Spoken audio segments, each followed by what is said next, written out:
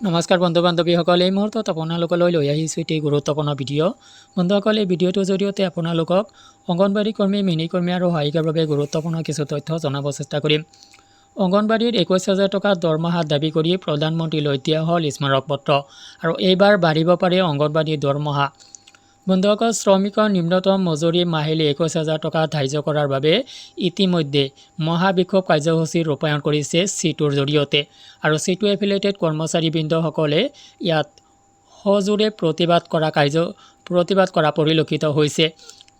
পূৰ্বৰ কেইবাটাও গুৰুত্বপূৰ্ণ দাবীৰ সমৰ্থনত চিটু এফিলিয়েটেড কৰ্মচাৰীবৃন্দই ৰাজপথলৈ ওলাই আহিছে আৰু বিক্ষোভ কাৰ্যসূচীত যোগদান কৰিছে। CITUৰ নেতৃত্বত আৰু সদৌ ভাৰত অংগনবাড়ী কৰ্মী আৰু সহায়িকা ফেডাৰেশ্যনৰ আহ্বানত যি ধৰ্ণা কাৰ্যসূচী, যি বিক্ষোভ কাৰ্যসূচী ৰূপায়ণ কৰা হৈছিল, সেই কাৰ্যসূচীত কেইবাটাও গুৰুত্বপূৰ্ণ দাবী উত্থাপন কৰা হৈছে। ইয়াৰ ভিতৰত আপোনাৰ অসমৰ বানপানী সমস্যা, লগতে ঔষধ পাতিৰ দাম কমাই দিয়া বা যি মূল্যবৃদ্ধি হৈছে মূল্যবৃদ্ধি ৰোধ কৰা, বিভিন্ন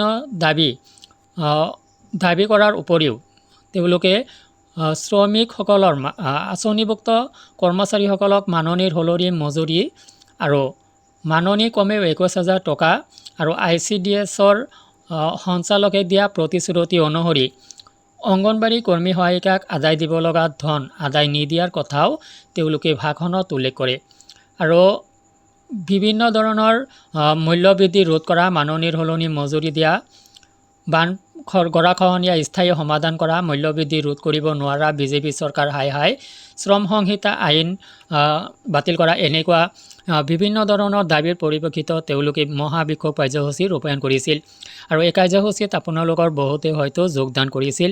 কি কাৰ্যসূচী, কি কাৰ্যপন্থা গ্ৰহণ কৰা হৈছিল আপোনালোকে নিশ্চয় অৱগত। তো বন্ধুসকল, আপোনালোকক জনাই ৰাখোঁ যে প্ৰধানমন্ত্ৰীলৈ দিয়া হৈছে স্মাৰক পত্ৰ আৰু অংগনবাড়ীৰ লগতে চিটু এফিলিয়েটেড যিখিনি আঁচনিভুক্ত কৰ্মচাৰী আছে তেওঁলোকৰ দৰমহা ডিমেণ্ড কৰা হৈছে, মাননি ডিমেণ্ড কৰা হৈছে 21,000 টকা আৰু এই লৈ প্ৰধানমন্ত্ৰীলৈ দিয়া হৈছে স্মাৰক পত্ৰ। কেইবাবাৰো প্ৰধানমন্ত্ৰীলৈ স্মাৰক পত্ৰ দিয়া হ'ল কেন্দ্ৰীয় মন্ত্ৰী, ইয়াৰ আগতে কেন্দ্ৰীয় মন্ত্ৰী সৰ্বানন্দ সোণোৱালৰ জৰিয়তেও প্ৰধানমন্ত্ৰীলৈ স্মাৰক পত্ৰ প্ৰেৰণ কৰা হৈছিল। এয়া অসমৰ অংগনবাড়ী কৰ্মী সহায়িকাসকলে কৰিছিল দিল্লীত গৈ। তো বন্ধুসকল, যিকেই নহওক স্মাৰক পত্ৰ প্ৰদান কৰি থকাটো আজি নতুন কথা নহয়, তথাপিতো মহাবিক্ষোভৰ সময়ত তেওঁলোকে গুৰুত্বপূৰ্ণ পদক্ষেপ গ্ৰহণ কৰিছে। প্ৰধানমন্ত্ৰীলৈ স্মাৰক পত্ৰ প্ৰেৰণ কৰিছে যাতে তেওঁলোকৰ দৰমহা 21,000 টকা মানি লয় আৰু 21,000 টকা দৰমহা তেওঁলোকক প্ৰদান কৰে আৰু আঁচনিভুক্ত কৰ্মচাৰীসকলৰ কেৱল অংগনবাড়ী নহয়, আঁচনিভুক্ত যিসকল কৰ্মচাৰী আছে তেওঁলোকৰ দৰমহা 21,000 টকা ধাৰ্য কৰিব লাগে মাহেকত। তো আৰু এইটো চিটু এফিলিয়েটেড কৰ্মচাৰীসকলৰ যি মহাবিক্ষোভ কাৰ্যসূচী ৰূপায়ণ হৈছিল, সেই কাৰ্যসূচীত উত্থাপন কৰা হৈছিল আৰু সেই কাৰ্যসূচীৰ মাজতে প্ৰধানমন্ত্ৰীলৈ দিয়া হৈছে স্মাৰক পত্ৰ। তো বন্ধুসকল, অংগনবাড়ীৰ লগতে চিটু এফিলিয়েটেড যিখিনি কৰ্মচাৰীবৃন্দ আছে সেইসকলৰ দৰমহা 21,000 টকা হ'ব বুলি আপুনি কিমান আশাবাদী ভিডিঅ' কমেণ্ট ছেকশ্যনত জনাওক। আজিলৈ এৰিছোঁ, ধন্যবাদ।